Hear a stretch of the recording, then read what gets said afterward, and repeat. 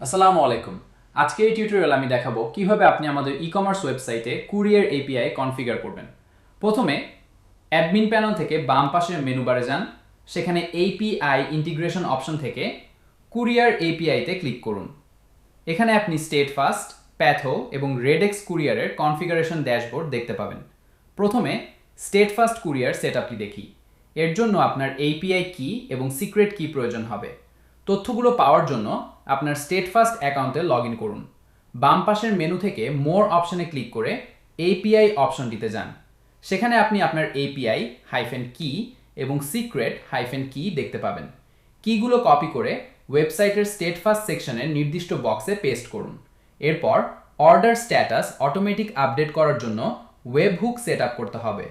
Website থেকে ওয়েবহুক ইউআরএলটি copy করে স্টেটফাস্ট প্যানেলের ওয়েবহুক ইন্টিগ্রেশন সেকশনের কলব্যাক ইউআরএল বক্সে বসান।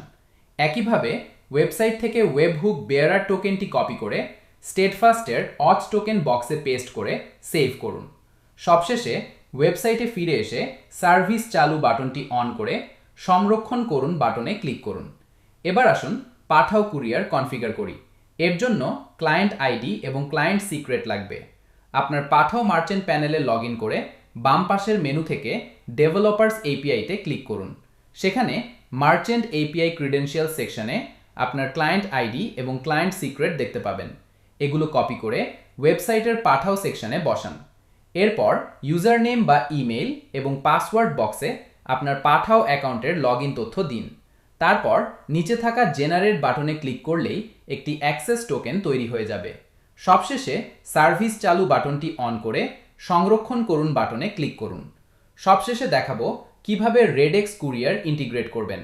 এর জন্য আপনার রেডেক্স প্যানেলে লগ ইন করে বাম পাশের মেনু থেকে ডেভেলপার এপিআইস অপশনে ক্লিক করুন। এখানে ওপেন এপিআই ডকুমেন্টেশনের অধীনে প্রোডাকশন সেকশনে আপনার বেস ইউআরএল এবং টোকেন দেখতে পাবেন। এগুলো কপি করে আমাদের ওয়েবসাইটের রেডেক্স সেকশনের বেস ইউআরএল এবং এপিআই অ্যাক্সেস টোকেন বক্সে পেস্ট করুন।